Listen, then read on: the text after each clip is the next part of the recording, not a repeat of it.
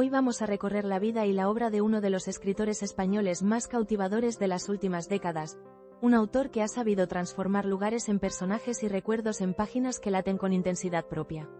Prepárate para un viaje que va desde una buhardilla humilde en Úbeda, hasta las esquinas luminosas de Lisboa y los rascacielos de Nueva York.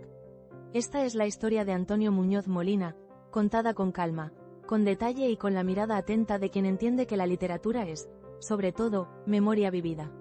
Nació en Úbeda una mañana de invierno de 1956, en el seno de una familia joven y trabajadora. Su padre trabajaba en la huerta y vendía hortalizas en el mercado. Su madre se dedicaba al hogar. Ambos llevaron en su piel la herida de historias duras, las que deja una guerra reciente y que forman parte del paisaje íntimo de tantas familias españolas. Los primeros años transcurrieron en la casa familiar, en una buhardilla conocida como el Cuarto de la Viga, un lugar modesto pero lleno de afecto donde comenzaron a flotar las primeras imágenes y las primeras palabras que luego se convertirían en literatura. Su formación fue un cruce entre la escuela local y la curiosidad por lo que había más allá. Hizo la escuela primaria en las escuelas profesionales de la Sagrada Familia en Úbeda y cursó el bachillerato entre centros como el Salesiano Santo Domingo Savio y el Instituto San Juan de la Cruz. Intentó estudiar periodismo en Madrid, pero aquella experiencia no le convenció y él mismo la describió como un fracaso personal. Decidió hacer las maletas hacia Granada, donde se licenció en Historia del Arte y comenzó a escribir con más constancia, colaborando en el diario Ideal, un primer espacio público desde el que se asomó al mundo de la escritura profesional. Su primer libro publicado fue El Robinson Urbano, en 1984, una colección de artículos que ya mostraba su inclinación por mirar la realidad con una mezcla de crítica y afecto. En 1986 apareció su primera novela, Beatus Ile. Pero fue con El invierno en Lisboa, publicado al año siguiente, cuando su nombre alcanzó una repercusión amplia. Ese libro le dio premios importantes, como el Premio de la Crítica y el Premio Nacional de Narrativa, y abrió la puerta a una carrera literaria intensa y sostenida. A partir de entonces, su obra se multiplicó en formas y registros. Novelas como Beltenebros en 1989, El jinete polaco en 1991 y Plenilunio en 1997 consolidaron su voz narrativa.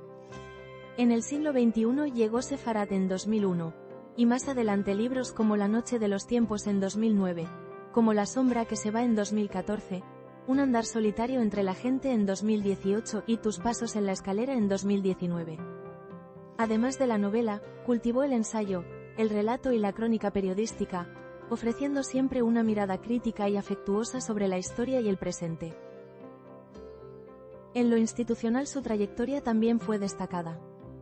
Fue elegido académico de número de la Real Academia Española en 1995 y tomó posesión del Sillón U en 1996. Su proyección internacional se reflejó en estancias como profesor visitante en universidades estadounidenses, entre ellas Virginia y la City University de Nueva York. Entre 2004 y 2006 dirigió el Instituto Cervantes en Nueva York, una etapa que marcó su relación con la ciudad y con la vida cultural más amplia. La presencia de las ciudades en su obra es constante y poderosa. Nueva York, por ejemplo, no fue solo un escenario. Se convirtió en materia narrativa, en un personaje más que respira en Ventanas de Manhattan y en otros textos. Llegó a la ciudad a mediados de los años 90 en un momento de cambio personal. Aquellos primeros paseos por Manhattan fueron casi de explorador solitario, caminatas largas donde observaba fachadas, tiendas, gentes y escenas cotidianas que luego trasladó a sus páginas. Nueva York le ofreció anonimato, le dio la posibilidad de desaparecer y, al mismo tiempo, de mirar con una distancia creativa que alimentó su escritura.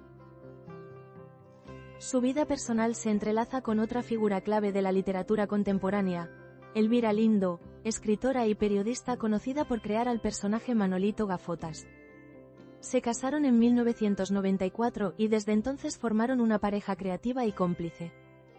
Compartieron temporadas entre Madrid y Nueva York, lecturas, proyectos y la vida cotidiana que a menudo nutre la ficción. Para ambos, la ciudad de los rascacielos fue una maestra.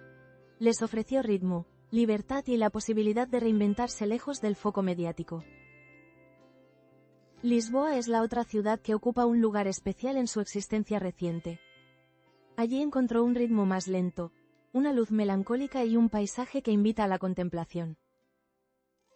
Pasear por sus calles, asomarse al Tajo y perderse en librerías han sido experiencias que han dejado huella en su escritura más madura.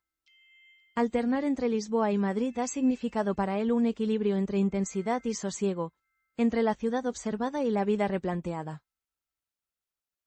La vida familiar y las pérdidas personales también forman parte de su biografía pública y privada. Antes de su relación con Elvira Lindo estuvo casado y tuvo 3 hijos, una etapa que coincidió con sus inicios como escritor y que terminó de forma complicada, un proceso que él ha reconocido como doloroso. Mantener la vida familiar en un segundo plano fue siempre una prioridad, pero la relación con sus hijos y con las nuevas generaciones sigue siendo para él una fuente de energía y de perspectiva. Si hoy miramos su trayectoria en conjunto, vemos a un autor que no solo ha escrito novelas memorables, sino que ha sabido convertir la experiencia en pensamiento y la memoria en estilo. Sus libros combinan la precisión de la observación con el pulso de quien escucha el ritmo de las ciudades y de la historia. Su voz literaria ha crecido entre la intimidad de una buhardilla y el bullicio de grandes metrópolis, entre la tradición española y la mirada cosmopolita que regalan las estancias en el extranjero. Al cerrar este recorrido, queda la sensación de que Antonio Muñoz Molina es un escritor capaz de transformar lo cotidiano en relato mayor, un narrador que nos enseña a mirar las ciudades, las personas y el pasado con atención y con compasión. Sus libros siguen siendo una invitación a caminar despacio por las palabras, a escuchar las voces que habitan las calles y a comprender que la literatura es, en última instancia, una forma de memoria compartida. Gracias por acompañarme en este paseo por la vida y la obra de Antonio Muñoz Molina. Si te ha interesado este perfil, en próximos vídeos podremos detenernos en alguna de sus novelas en profundidad y descubrir juntos esos rincones literarios que hacen de su escritura algo tan singular. Hasta entonces, sigue leyendo, paseando y observando.